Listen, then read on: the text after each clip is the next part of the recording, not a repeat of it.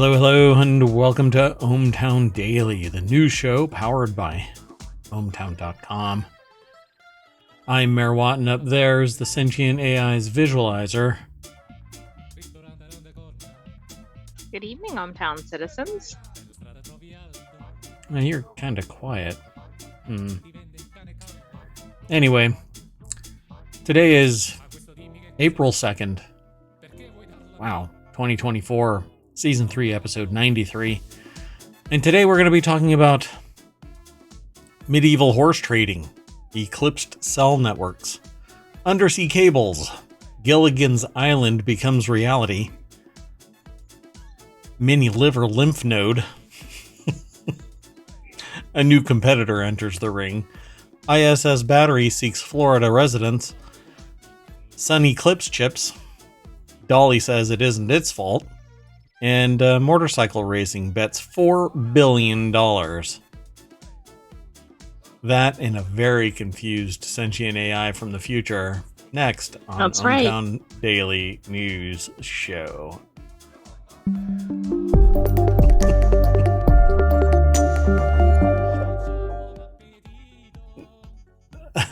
The song, by the way, that's underneath us is named American Hot Dog.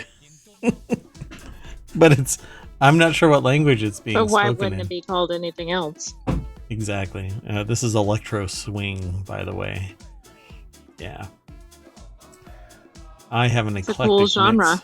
Yeah, it is. It's a lot of fun to listen to. But I have a very eclectic arrangement of music that I'm interested in. From classical to death metal, everything in between. That's what Mayor Watt likes to listen to. Hey, guess what? We've got all 10 articles already set up. So why don't we knock them down? Ready to go? Sounds good. All right. So yesterday at the end of the show, I saw this. We had to pick it again for this show. We didn't talk about it then, but I saw this title and I said, yeah, we got to talk about it. Archaeological study exposes secrets of medieval horse trading. That's right. An archaeological analysis of a near unique? I mean, if you're not, or if you're close to unique, are you actually unique? Near unique animal cemetery discovered in London nearly 30 years ago has revealed the international scale of horse trading. I love this. University of Exeter. It's posted over at SciTech Daily, though, and they're using a Dremel on something. I don't know what this is. Groundbreaking study on a London aminal. I'll leave it. Aminal cemetery reveals the extensive international horse trading conducted by England's medieval elites.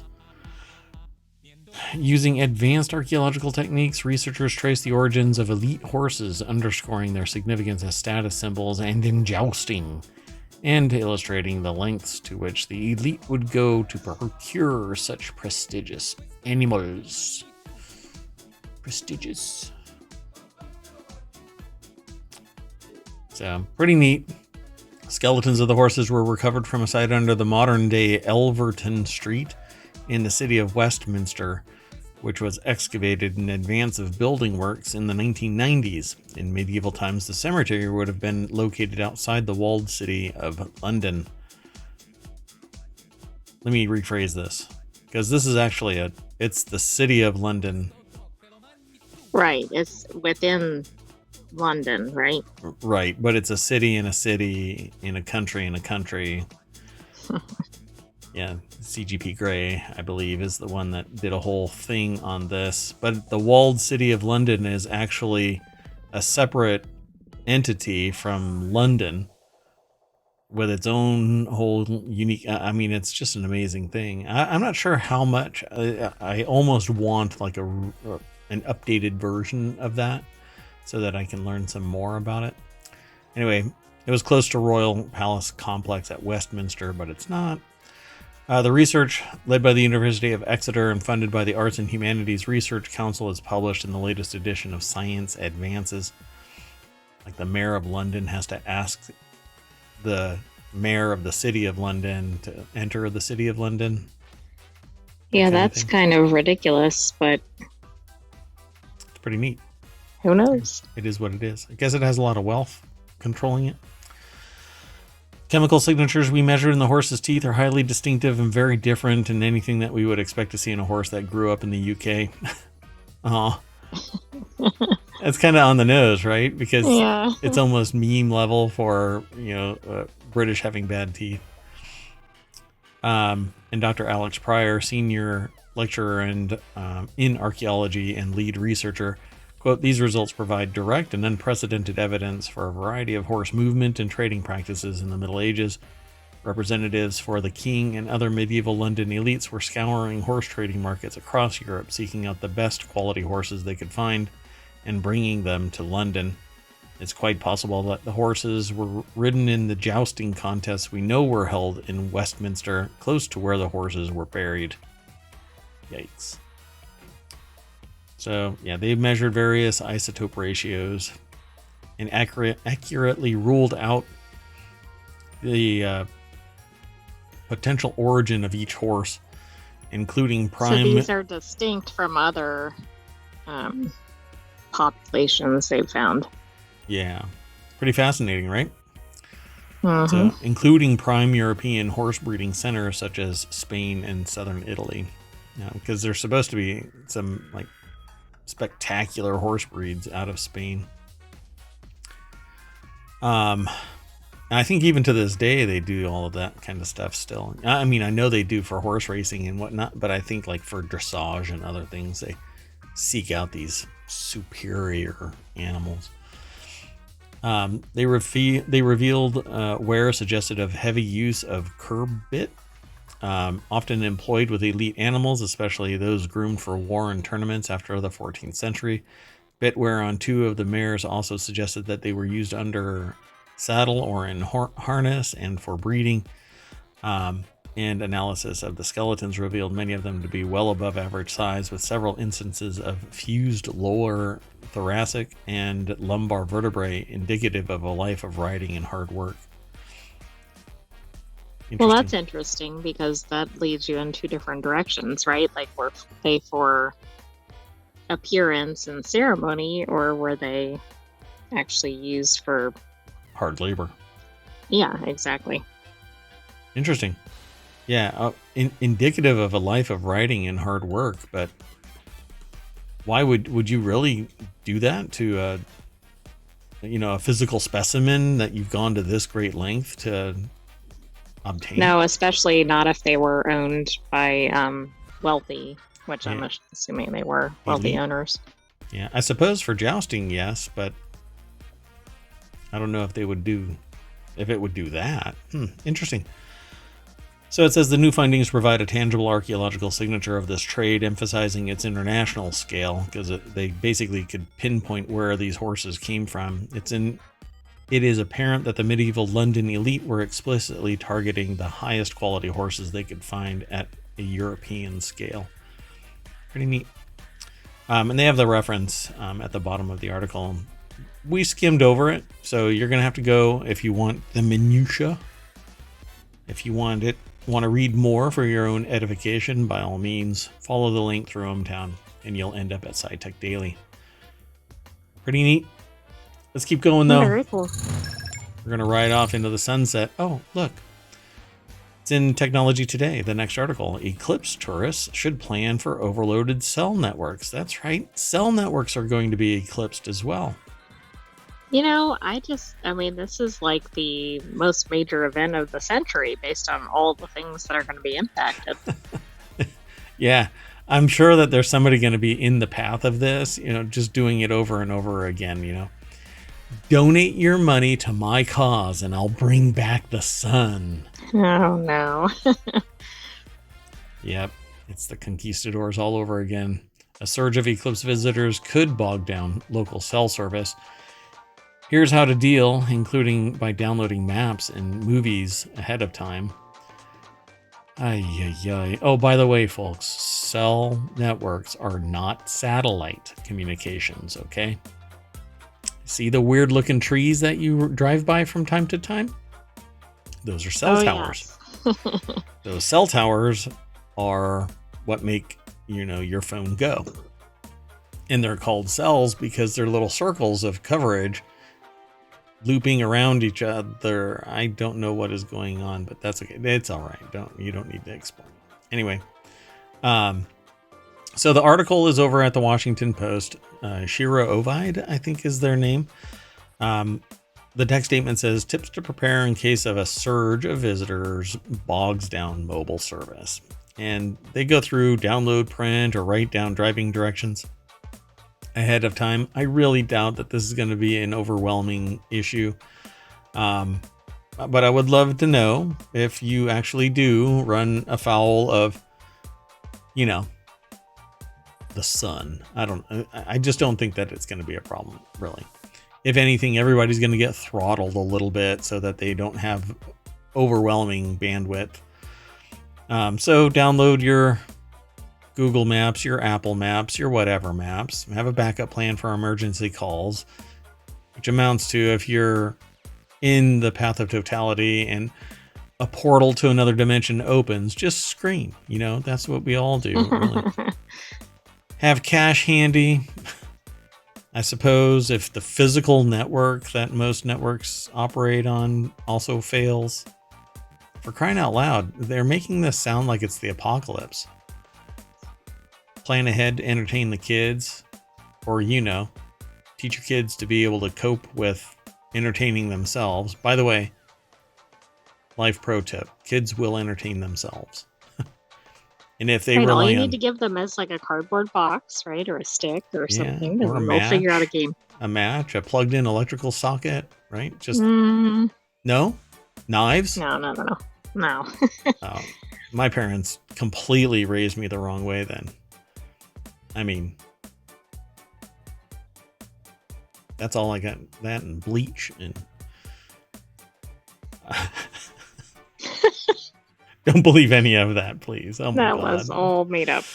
Yeah. Anyway, you can download certain things, particularly if you have a subscription. If you pay for a subscription, you can typically download movies and stuff. And movies that you've purchased in various locations, you can download.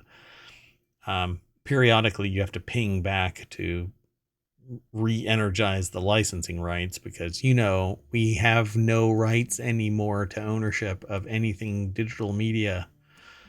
So why do mobile networks flake during temporary surges in use?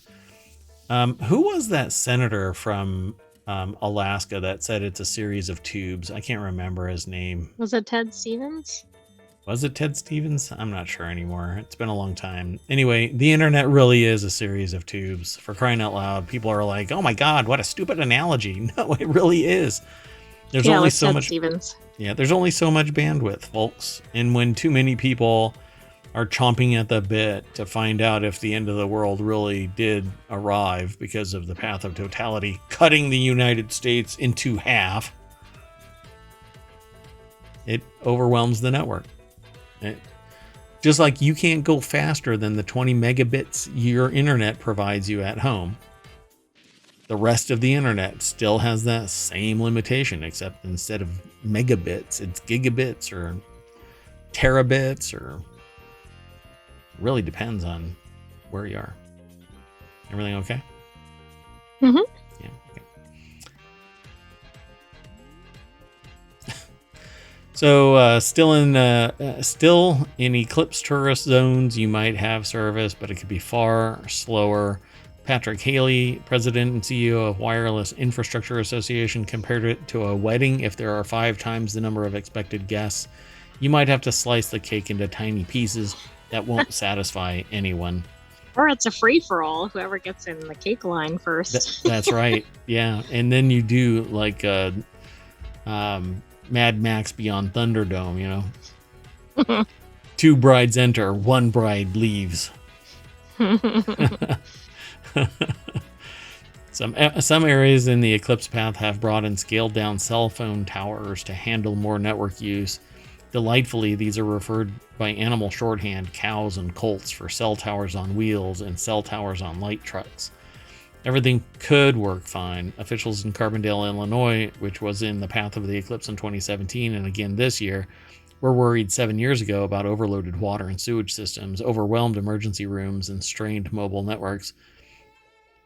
But while visitors from Chicago sat in terrible traffic on their way home after the 2017 eclipse, most of the worst-case scenarios didn't even happen. Cell service was not impacted at all, Mitchell said. So there you go. Gone are the days where, and those days never even existed, that you would get overwhelmed.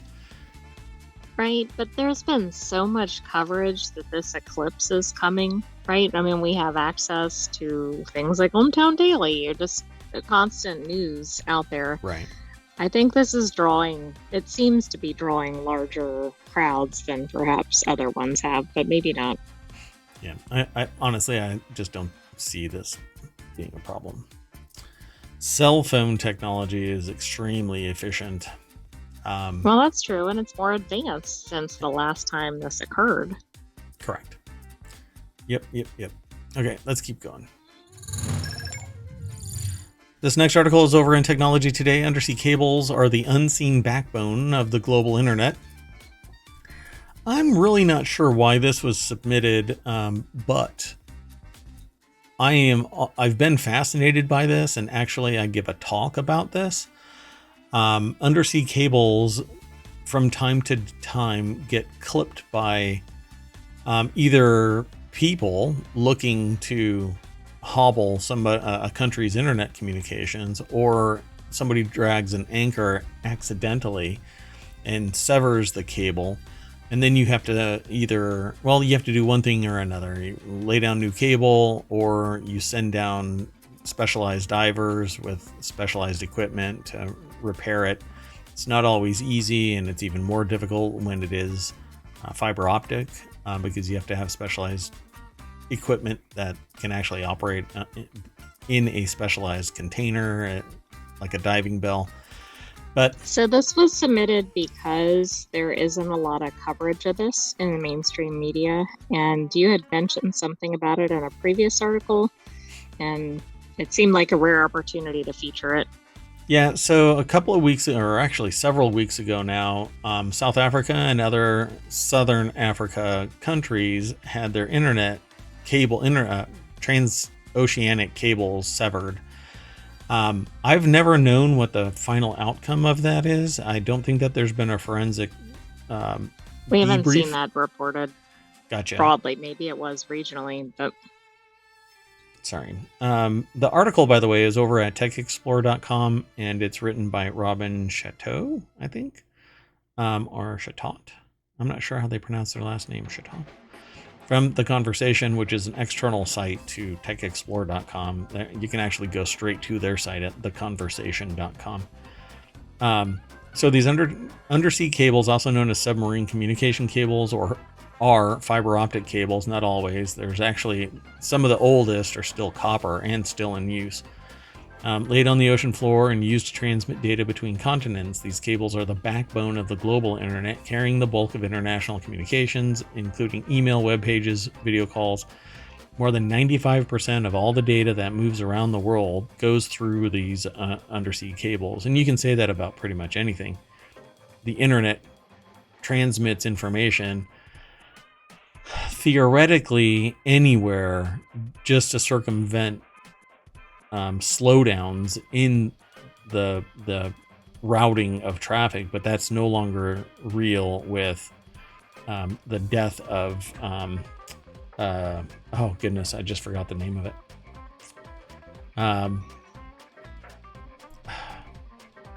Well, there used to be a policy where nobody would tinker with the actual packets, and now they shape traffic. Net neutrality, yes. So net neutrality was basically this policy that nobody would tamper with the flow of internet because it was built around a protocol.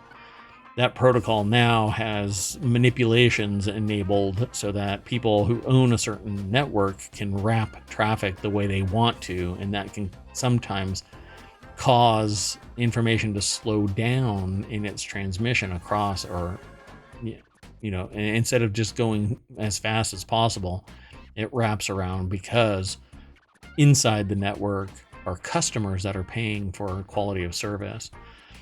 So these cables are capable of transmitting multiple terabits, like I said earlier, of data per second, but there is a limit to that. If you have a cable that can handle 10 terabits, if you try and push 11 terabits through it, it all slows down because transmission attempts, the attempted transmission has to be confirmed, it has to be verified, and then received with a follow-on packet. And it's like people handing off mail. So these cables are capable of transmitting multiple terabits of data per second, offering the fastest and most reliable method of data transfer available today. About 485 undersea cables totaling over 900,000 miles sit on the seafloor.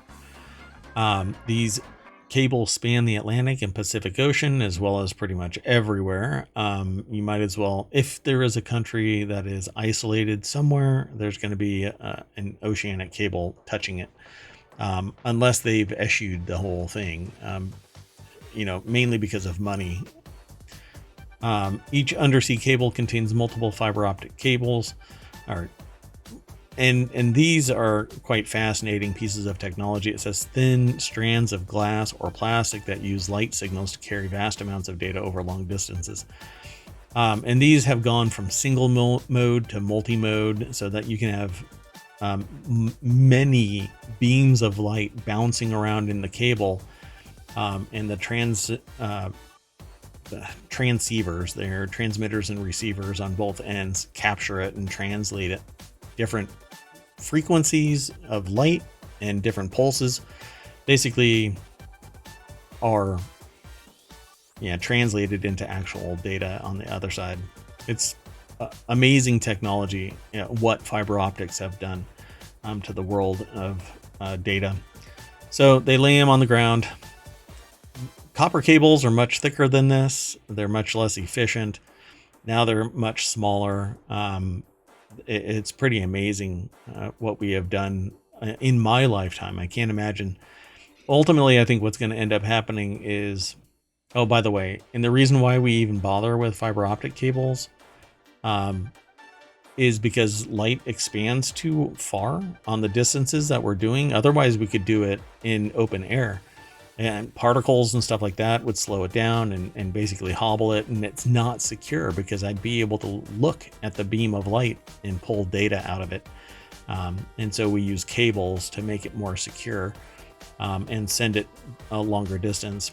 Eventually, we're going to get to the point where we can do quantum computing, and instead of cables, we just have a bunch of quantum bits that keep flipping back off and on, resetting with each other at the speed of light or near the speed of light, so that you don't even need cables. It's instantaneous communication from one end to any other location, as long as they are linked together.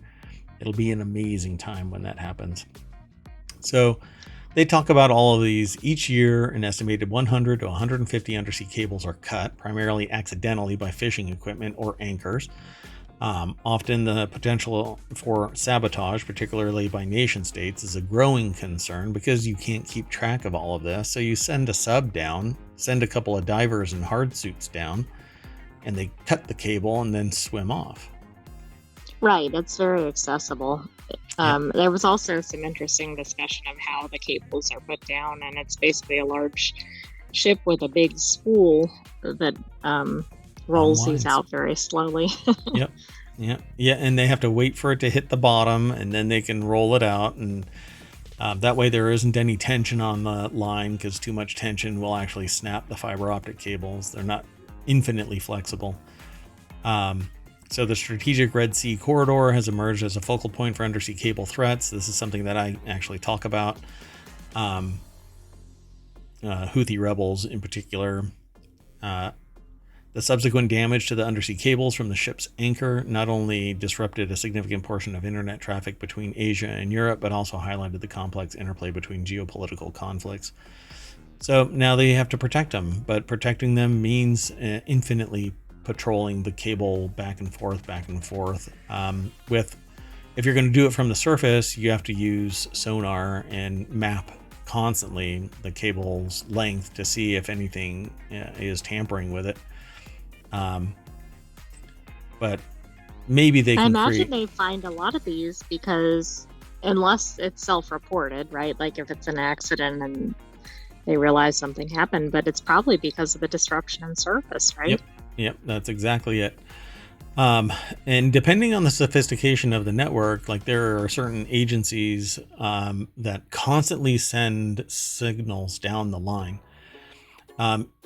And so it's called padding. And so they constantly send a signal down the line. And when the signal breaks, they know exactly how far from the receiving station that line was broken. And they send people out to immediately investigate. And nobody has to call. Nobody has to say a thing.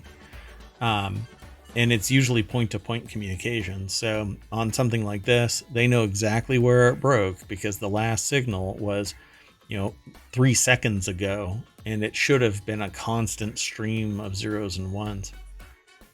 It's pretty neat. So yeah, essentially there is no place on Earth that doesn't have internet anymore. Both poles even have internet communications, non-satellite internet communications, from my understanding.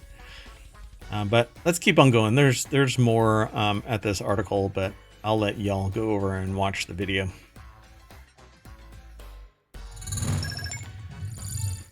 This next article is over in Hatch Ideas. Norwegian cruise passengers decided that they're going to live Gilligan Island lifestyle.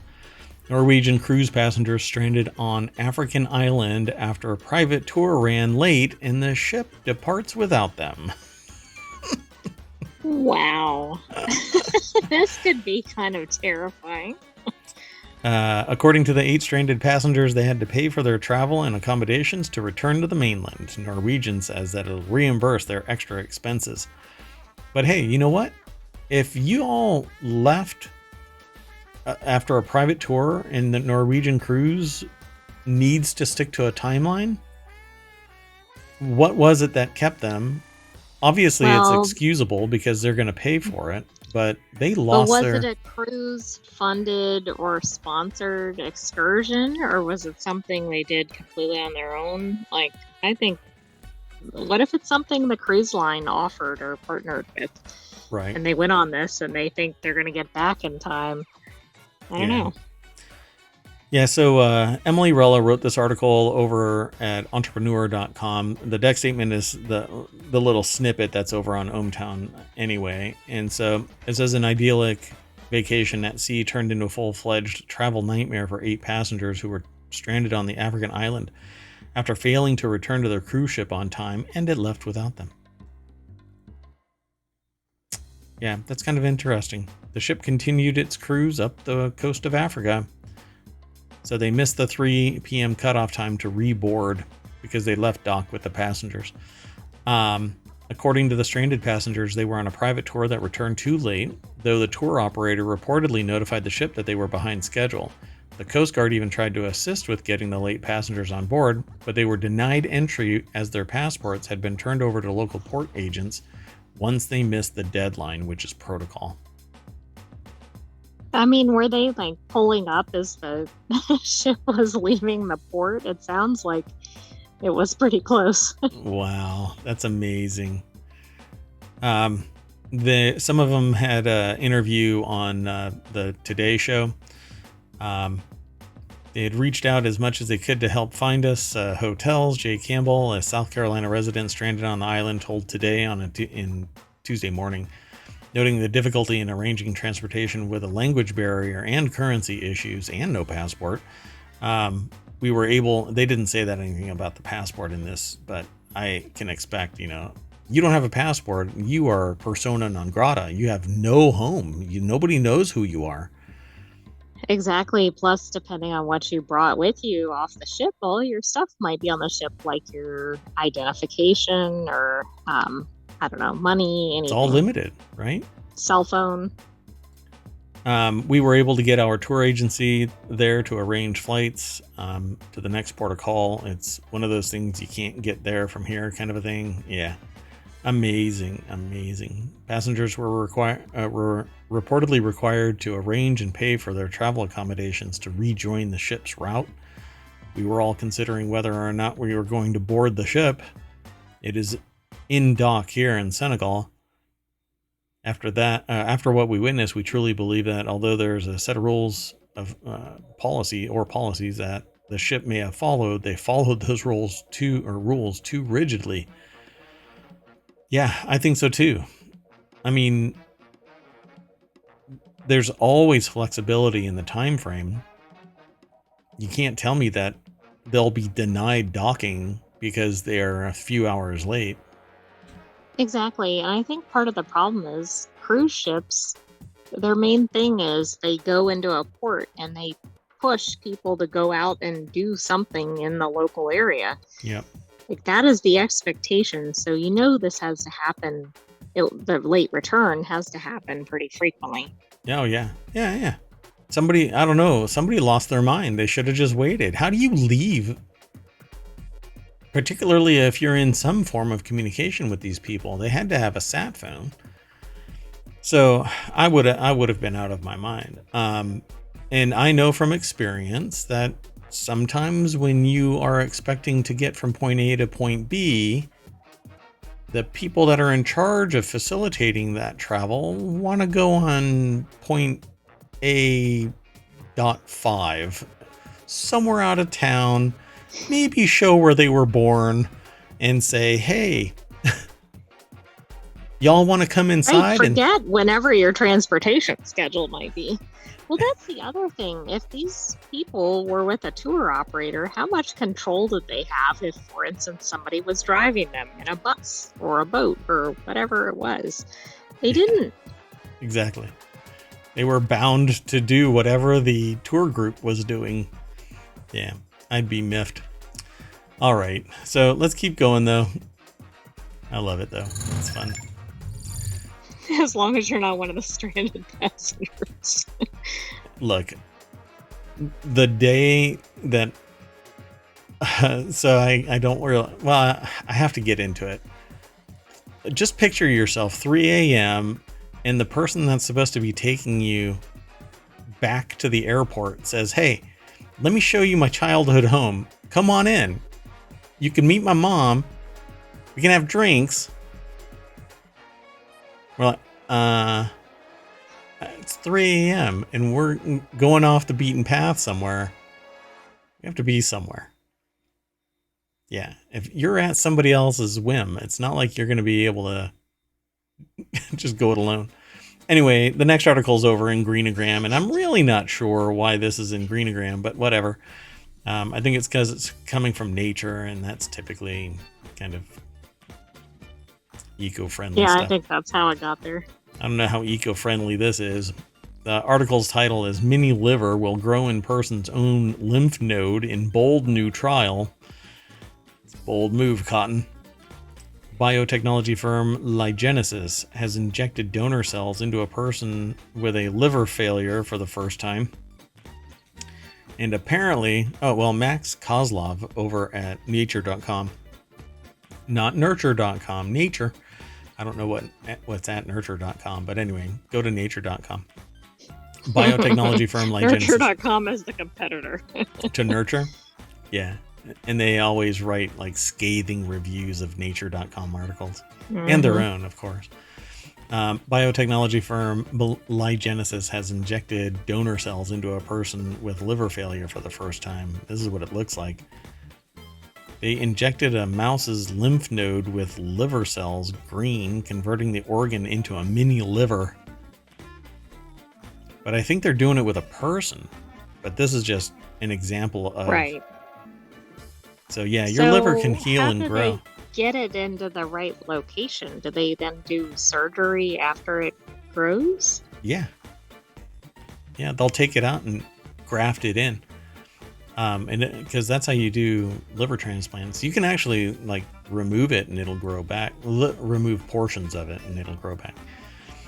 The approach is unusual. Researchers injected healthy liver cells from a donor into a lymph node in the upper abdomen of the person with liver failure. The idea is that in several months, the cells will multiply and take over the lymph node to form a structure that can perform the blood filtering duties of the person's failing liver. They say it's a very bold move again. An incredibly innovative idea, says Valerie Guon Evans, I think, a liver regeneration specialist at Boston University in Massachusetts, who is not involved with the company. Thanks for the... yeah. Anyway. Okay, that's weird. I guess just an expert in the field or something. Yeah. So, they say here, physicians will need to closely monitor them for infection because the person needs to take immunosuppressive drugs so that their body doesn't reject the donor cells, says Stuart Forbes, a hepatologist, not herpetologist, hepatologist at the University of Edinburgh, UK, who is not affiliated with Lygenesis. So there are a lot of people that are talking about this. That are not affiliated. That are not affiliated with either the treatment, the experiment, the company, or... You know, I guess people were getting interviewed and they're like, I don't have anything to do with this study. Yeah, exactly. So Lygenesis has been trialing an approach that could help people in this situation and make use of donated livers that would otherwise go to waste because a person on the transplant waiting list with a compatible health profile hasn't materialized in time. The company's strategy delivers the donor cells through a tube in the throat, injecting them into a lymph node near the liver. Lymph nodes, which also filter waste in the body and are an important part of the immune system, are ideal for growing mini livers, Hufford says, because they receive a large supply of blood and are there for and there are hundreds of them throughout the body. So if a few are used to generate mini livers, plenty of others can continue to function as lymph nodes. This is really odd. I'm assuming this will only work with livers because livers will generally regenerate, but this is fascinating. It sounds like they're going to keep them in place in wherever they're injected. That's weird though, right? Because I mean, that's the implication. They didn't really say that, but they don't. It just says researchers found cells that transport bile and digestive fluid produced by the liver and the mini livers of the pigs that they did experiments on: mice, dogs, pigs. So they basically, it says in this case, they saw no buildup of bile acid, suggesting that the mini organs are processing the fluid. So all of this just floats around and finds its way going through the lymph node? That's what I don't understand, because I would think the circulation would be off from how we're supposed to function as humans. Is it ultimately all connected through the lymphatic system and maybe liver? Like, they're not isolated functions, right? They're not discrete. They're just one massive filtering system. So why discern lymph nodes different from a liver if they both filter? I guess it's different things that they filter. Yeah, I didn't even realize they were connected, but it sounds like they're connected systems from what I'm looking at. Yeah. So Lygenesis has ambitions beyond mini livers too. The company is now testing similar approaches to grow kidney and pancreas cells in the lymph nodes of animals, basically overtaking the natural order of things and augmenting. I mean, if you're going to lose your liver, you might as well convert the lymph system into... Maybe they'll come up with a way to make because if you don't have lymph. a proper functioning liver, you're not going to make it very long. Like, it's probably worth the risk of doing this experimental oh god. Okay, so here it goes. Procedure. If the liver trial is successful, Goen Evans says, it would be worth investigating whether a person's own stem cells could be used to generate the cells that seed the lymph nodes. This technique could create personalized cells that capture the diversity of cells in the liver and don't require immunosuppressive drugs. So wait until they use the stem cells to create lymph nodes so that they can basically create lymph nodes and mini livers and mini kidneys and mini pancreas. I guess it would be the plural. Pancreases. You basically this is outrageous. This is kind of sounding like Dr. Frankenstein or Island of Dr. Moreau. You know, you basically converting. See, but then I mean, if you have a whole bunch of things, then you're super efficient at all of this, and you can't lose just one or two of anything so much that you're taken out of commission. You're Well, right. I mean, it actually sounds improved, but it great. also would definitely help with the donor problem, right? Yeah, Because we know that's a constant challenge, yeah, like for sure. particularly for kidneys. You hear that. Yeah. Wow, fascinating. Yeah, now I want to learn more. So off we go down the rabbit hole. The next article is over on Reality Hacker. There's an unexpected new competitor in PC gaming, and I don't know what it is. I chose this article entirely by its cover. Qualcomm Snapdragon X Elite chip was just benchmarked, and it looks like Apple, Intel, and AMD have a serious competitor coming right up. Except that Snapdragon has been part of Qualcomm chips have been a part of VR for quite a while. And mobile gaming and stuff like that. Interesting. Monica J. White over at digitaltrends.com put this article together. And it says Windows gaming on ARM is becoming a legitimate possibility, and it's not just thanks to the recently unveiled emulation options, but chiefly due to the fact that Qualcomm Snapdragon X Elite, I don't know if it's pronounced 10 or not, but whatever, is shaping up to be pretty excellent. Spotted in a recent benchmark, the CPU is seen beating some of the best processors on the market. Are we finally at a point where it's not always going to be a choice between Intel and AMD? No, probably not. I mean, it really depends on if their chipset can run Windows just fine, or if it needs some type of interpolation. Just never know. Well, I mean, we will know shortly. It says that they've been tested on Geekbench 6, and although it's important not to take the results entirely at face value, it's impressive to show performance that bodes well. I don't know. Getting into the stats doesn't really matter right now. Tom's Hardware compiled some scores for comparison, and Qualcomm's maintain a strong lead in multi-core workloads against the Core i9-13900. So this is actually a high-performance chip. Even it's more powerful than the i7, typically with more cores, so more. So chips. that's even more impressive than if the Qualcomm one is beating that, correct? Right. Yeah, because this is the top of the line end user retail processor. You can get into server chips, but that's a completely different animal.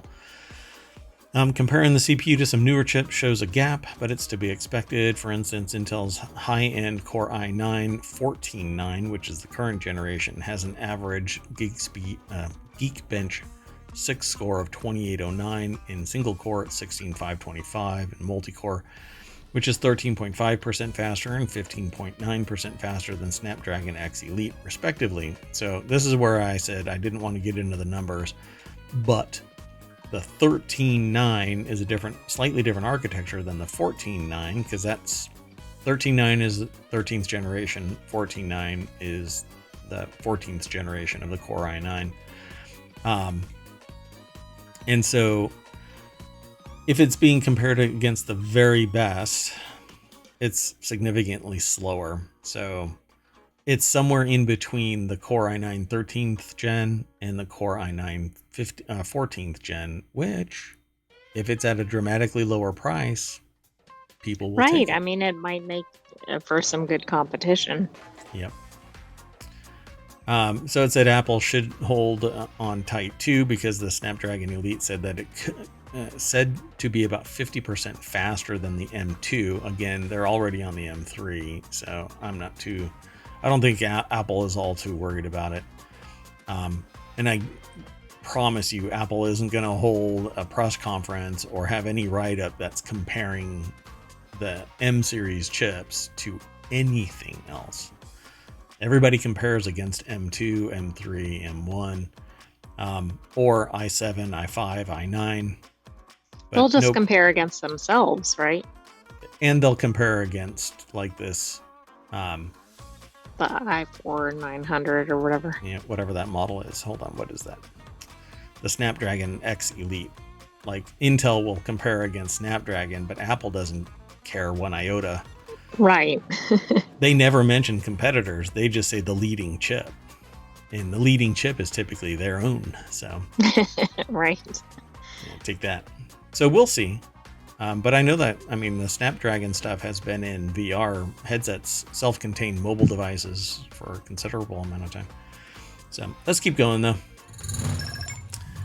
This next article is over in the mobile channel. Possible fragment from ISS battery pallet may have crashed through Florida home. This is a maybe, though, so I'm really reluctant to talk about this kind of stuff. But it is what it is. 3 years ago, NASA tossed a massive pallet of old batteries from the International Space Station, hoping that it would burn up through Earth's atmosphere. A few weeks ago, the space station's trash finally did re-enter through the atmosphere, but a piece of it may have survived and smashed through a house. The article's over at Gizmodo. Passan Tarabi is the author of this. And the deck statement says NASA is investigating the incident to determine if its recent disposal of a gigantic pallet of old batteries is to blame for the damage. That? The cargo pallet? That's an actual picture. Yeah. There's no scale, though, so you don't really know how big it is. But let's see if they say how big it is in this article. Let's see. On March 8th, a 2-pound cylindrical object crashed through the roof. 2-pound... If it made it from orbit, for crying out loud, this thing was like a tactical nuke. Right. I mean, how large do you think the whole pallet was? This is like a piece of it. Yeah. Or what we think it is. Yeah, it punched through the ceiling and floor of a Naples, Florida house. The incident coincided with the re-entry of the ISS pallet, which plummeted through the atmosphere. Okay, so does it say Boeing on it? Because it's really the only two things. That's true. We do see lots of plane parts. Wow. So I was shaking. I was completely in disbelief. There are chances of something landing on my house with such force to cause so much damage. Super grateful that nobody got hurt. Yeah, no doubt. I don't have a pic of it. I can, I suppose. Doink. I don't normally do this. So, oh, that was it? Wow. Dude. Wow. Look at that. That's like out of a cartoon, right? Where you see the shape through the floor. Yeah, it really did. Wow. So, I don't know what else they really have to say about this. A 2.9 ton pallet containing 9 batteries was tossed into space by the ISS Canadarm2 robotic arm, where it slowly spiraled toward Earth ahead of an uncontrolled re-entry. The pallet is the largest object ever thrown out of ISS, but NASA had hoped that the entire thing would burn up. Well, now you know. Nope. Yeah. Wow. McDowell, however, expressed concern over the large piece of space junk at the time it was thrown out, arguing it was too large for an uncontrolled re-entry. NASA was rolling the dice, and they made an unlucky throw. Yeah, and it landed right in somebody's house. Wow. This is interesting. Yeah, they kind of repeatedly harp on the idea that it's a part of this battery pack, or the superstructure that contained it. Well, it's on the same day of re-entry, so... Yeah.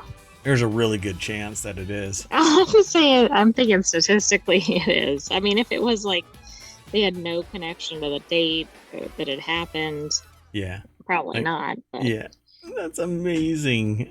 But they were tracking it, and they knew exactly when it was coming. They just didn't know that it was going to land in somebody's house.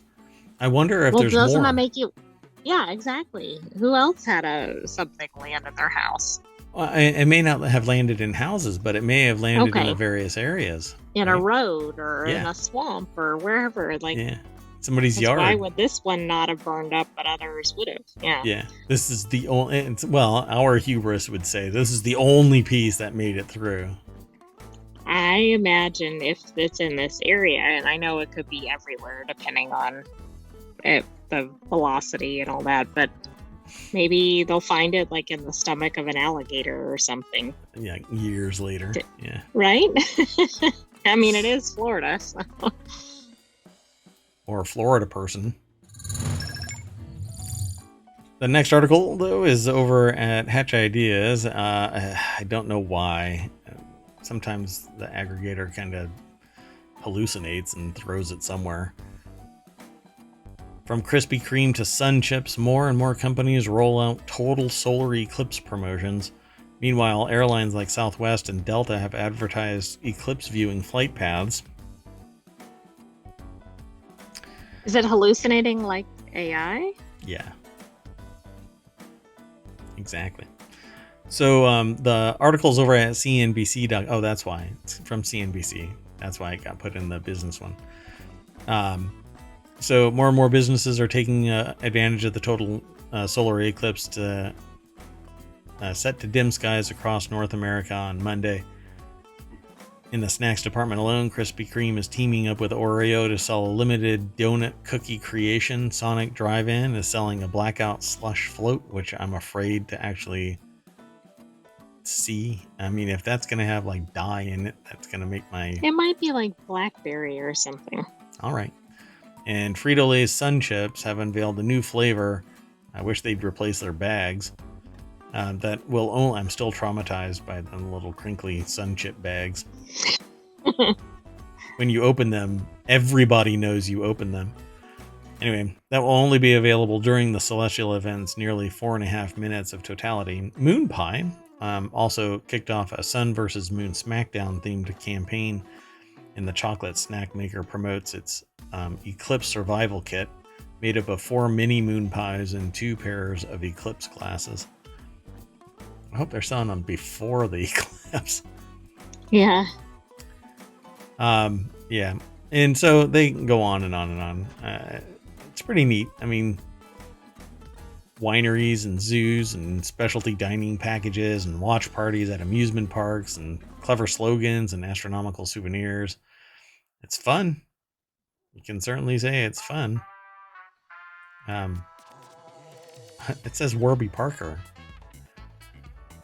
It says in this photo illustration, a woman models eclipse glasses from Warby Parker on April 1st, 2024 in New York City. This is That's an really illustration. smart. This is a photo illustration, though. So is this not legit? Right? It'll be offering the glasses certified for safe viewing of the upcoming solar eclipse on April 8th. When is the eclipse? April 8th. Okay, so it says upcoming. They're going to be selling it safer viewing of the eclipse, of the solar eclipse on April 8th. The way that they turned this They make phrase, it sound like they're going to give them out then, but it's for use on them. Yeah, it's so funny. Come on, folks. You're Well, I'm publishing trying to news. figure out the SunChipes because I'm like, how are they going to race them into the stores and race them back out? That has to be the same thing. It's only for 4.5 minutes. Or yeah, it's the same thing, right? It's just bad verbiage. It's so goofy. Let's keep going. All right, the next article is over in the Marvel Channel. The owners of the cargo ship that destroyed the Baltimore Bridge say, not our fault. Whose fault is it? Didn't somebody call that? Yeah, not our fault. Last week, a cargo ship temporarily lost power and spun out of control, causing it to slam into the Francis Scott Key Bridge near Baltimore. The bridge collapsed. People say totally, but if you look at it, the only thing that didn't fall in the water are like the anchors on either side of it. It's pretty much collapsed. Yeah. The bridge collapsed, sending 2 construction workers to their demise, but other construction workers were injured and 4 others are currently unaccounted for, and there's actually several people still on board the ship that can't get off. Yes. But I'm not sure why they can't get off. I don't know if it's debris blocking them from exiting or they're just not allowed to. Lucas Ropak over at Gizmodo put this article together, but it's over at quartz or qz.com. The deck statement says, after a ship slammed into the Francis Scott Key Bridge near Baltimore, the companies that own the vessel say they shouldn't be held liable. No, that's not how liability works. You caused the accident. This was not a natural disaster. I mean, they're the most obvious, other than if it's a different company operating it. Right. You know, we don't. There's so many companies that are involved in this. It's hard to keep them all straight. But then, you know what it is? It's your ship. You contracted it out, so you can go and sue your contractors. Correct. But you're primary, bub. You're operating. You're the one with the license, not the contractor. Yeah. You're the one that owns the ship. You're the one that's leasing it. It has to be, right? The owners of the cargo ship. They're the owners. It'll be interesting to see who they're pushing it toward. Okay, it could be to the maintenance company. It could be the operating company. Who knows? Right. So let's find out. Oh, goodness. Come on. Pause. I'm still... Pause. They might be pushing it toward the people that built the bridge and didn't have any I mean, who knows? In addition to the tragic tragic toll on human life, the collapse of the bridge also spurred untold financial damages. Some estimates put the cost of rebuilding the bridge as high as $800 million. Hey, who predicted that? And others project that the insurance claims for the episode could soar $4 billion. The federal government has so far doled out $60 million in emergency funds to help with cleanup.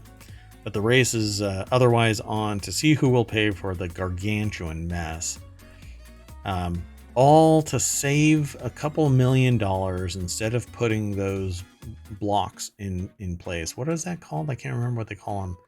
Ducks or what are those big? Oh, dolphins. Dolphins, thank you. Anyway, this week, Grace Ocean Private Limited and Synergy Marine Pte Limited, the two firms that own and operate the ship, issued a court filing to limit their liability in the matter.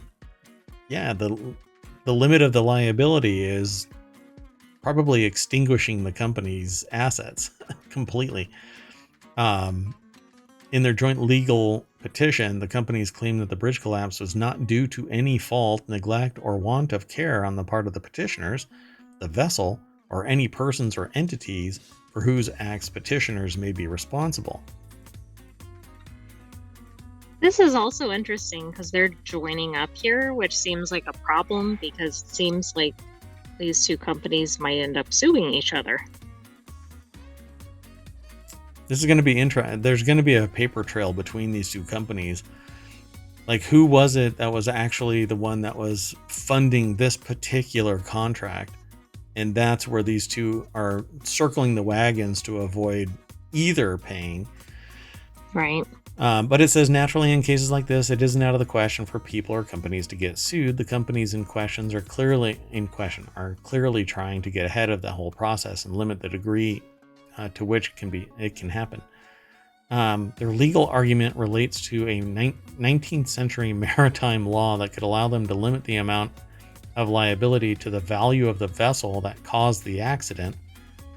That vessel is at $42.5 million as of the termination of the voyage, the filing notes. Interesting. They said this kind of legal petition is actually a routine but important procedure for cases litigated under U.S. maritime law and is not uncommon when it comes to accidents like this. Still, it'll be up to the court. It was revealed last week that the Dali had previously been involved in another crash. The exact reason for the ship's power failure has not been made clear. Yeah, Gizmodo reached out to Synergy Marine. Good luck. Yeah, I don't see that ever getting a response. So, nope, but here where this begins, right? This will be years. Oh yeah. And basically, everything around Baltimore is going to foot this bill, as well as the federal government, and then litigation. If they never move on this because they haven't been made whole financially before they start this project, easily 15 years before this thing is built again. I saw another article in ohmTown that talked about CSX being the main railroad affected by this. Like, this is just going to have such a broad impact beyond the bridge and beyond the ship. Yeah, because they're now circling around this bay. It adds like 30 miles or something like that, which doesn't seem like a lot, but it's all converging onto a road that's under, well, it's over leveraged now. So there's going to be too much traffic because this used to be a hub as well. So, all right, good luck. This will be interesting to watch, but a shame that it even took place. If I were them, I would probably bring up the fact that it was this was a known possibility, and they failed to take efforts to mitigate this potentially happening by putting in the dolphins. They didn't put the dolphins in, but they knew it because the state has done this in other areas. Yeah, it's a shame. Yep, it'll be interesting to see what happens from this.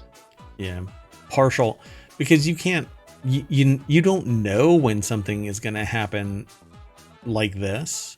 Although it seems like there was some possibility of negligence because it was in for repairs and it's been in a similar accident. But then again, you know, the infrastructure representatives all knew that this thing had the potential to get clipped by something that could tear it down. Okay, let's keep going though. We've got one article. The last article for tonight is over in the Mobile Channel. Can Americans get into motorcycle racing? Formula One's owner is betting $4 billion on it. Now, I've seen motorcycle racing before. I don't know. Maybe now it can be the next big thing.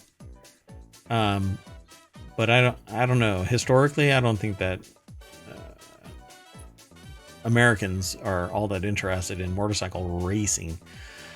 So Liberty Media hopes it can hit the jackpot twice in the United States, this time with motorcycle racing. Formula One's commercial rights holder announced Monday that it will acquire MotoGP for $4.53 billion. While the deal won't be completed until the end of the year, expansion is already in everybody's minds.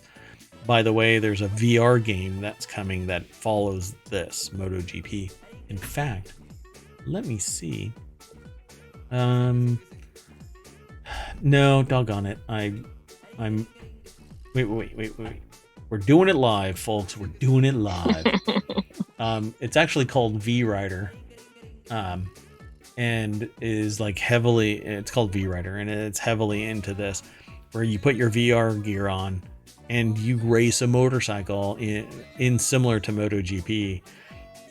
So that'll be interesting to see this game in VR coincide with any type of marketing or messaging around domestic VR or domestic motorcycle racing. I think it might be interesting to see this happen. So we'll see what happens. It says it won't happen until the end of the year. Expansion's already on everybody's mind. The article's over at QZ.com. It was originally in Jalopnik, but Ryan Eric King is the author. The deck statement says Liberty Media will acquire MotoGP by the end of 2024 if the deal clears regulatory hurdles. I don't see why. Nobody else is chomping at the bit to buy this. So exactly. I think this will probably go through. And, you know, I think they're always looking for the next big industry. Yeah, and if they can do this, and I mean, if Formula One can, catch hold, and it is for all intents. I mean, it's like NASCAR, for crying out loud. I maybe it'll come back, because I remember this in the 80s, along with surfing and skiing videos being all the rage. What is that? Warren Miller Films. Yeah. If Warren Miller type of marketing efforts take place, you have somebody with charisma in their voice, right? You really buy into it. The cinematography is great. It isn't clinical. You pump that stuff out before you start announcing that you're going to be doing NASCAR style shows, I think people would really buy into it. And I loved Warren Miller. I mean, I still yearn for that. And I think that they have their own private channel now. You have to subscribe to it. But maybe they have some on YouTube or something. But go and check out Warren Miller Films. The skiing videos and the snow videos were always the snow skiing and surfing videos. Sorry, surfing and skiing videos were just amazing. I love it. So CVC Capital Partners bought F1's commercial rights in 2006 while controlling MotoGP. The European Commission cleared the transaction on the condition that CVC sell MotoGP. CVC eventually sold F1 to Liberty in 2017. A few factors have changed over the past 18 years. The UK, where F1 is based, is no longer a member of the European Union, for instance. The shifted membership could sway how EU regulators view the deal. So it's very interesting that it's kind of like AT&T just scooping up the baby bells anyway, right? Because it was all disbanded and then it recongeals under a different name and goes cellular. So, but in this case, it's a completely different sector, and I don't see why anybody would have a real issue with it. I think that it's impossible to be a competitor in this space because MotoGP either owns the tracks or leases them for long term so that nobody else can, spin up their own competitive field of racers. It's kind of like golf courses, right? Like they're all owned by only a certain number of people, maybe smaller ones own smaller right. But courses. this is interesting. I mean, this talks about the prior history and that there was interest, but then there really weren't American competitors or strong competitors. So, I mean, I guess the question is, are there American competitors now? Yeah. How many American tracks are there where American competitors can do it domestically? MotoGP could matter again to Americans if it's easily available to watch. The racing product itself is more entertaining than Formula One. That's subjective. NASCAR Team Trackhouse Racing started its own Ducati satellite team in the championship. However, Liberty Media won't be able to copy and paste the same recipe it used for F1. I don't see why not. If it works, it works. And basically, motorcycles are just smaller cars, for crying out loud. You could even get the same fan base potentially. Yeah, I would watch it because I'm more interested in the equipment in motorcycles. Because I've always loved the idea. I've designed a motorcycle, I've designed a car, but I would never, I don't know. I don't think I'd ever watch motorcycle racing at my age, maybe when I was younger in my 20s. I think that's the demographic, Yeah. I think if they were smart, they would do some sort of crossover event and then kind of kick it off. Yeah. You know what? That's what you should do. Full contact NASCAR MotoGP. I don't mean like they're driving next to each other, but like maybe one of the stars or whatever gets, promotes the other or something. I'll just let you in on a little secret. MotoGP would smoke NASCAR vehicles hands down, because they're much more nimble and faster. They're amazing. They're amazing vehicles. I love motorcycles. I love cafe racers and I love kind of rat rod motorcycles. But I'm an odd bird. Anyway, that's it for today over at ohmTown Daily News Show. We always get into the party bus and drive down Main Street back to the front page. I'd refresh this, but I haven't heard from the AI if it's safe. I had to remove some of my links because it all had to do with gambling, and I just don't like doing that on the show. Don't like talking about it. You can refresh.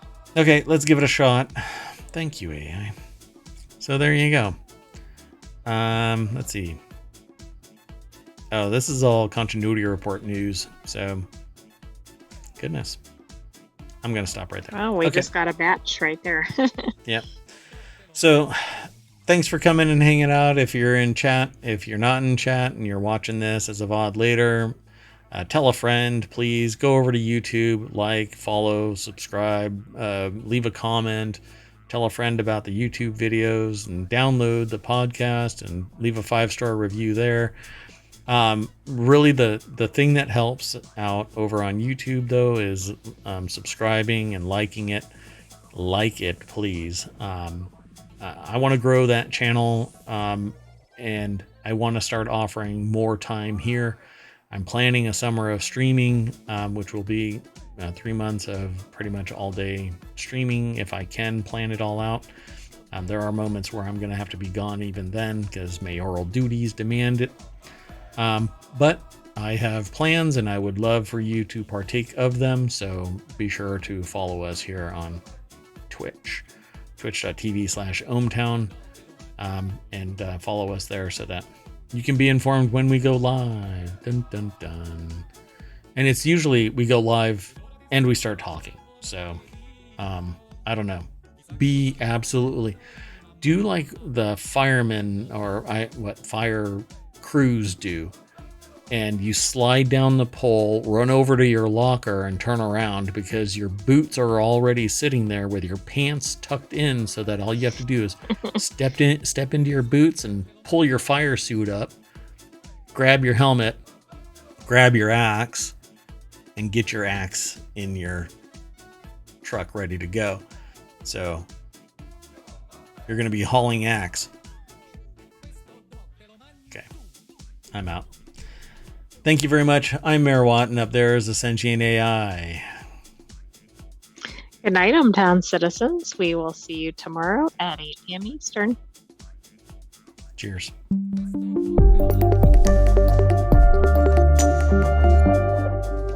Oh, I gotta pick up my axe and get my axe out of here.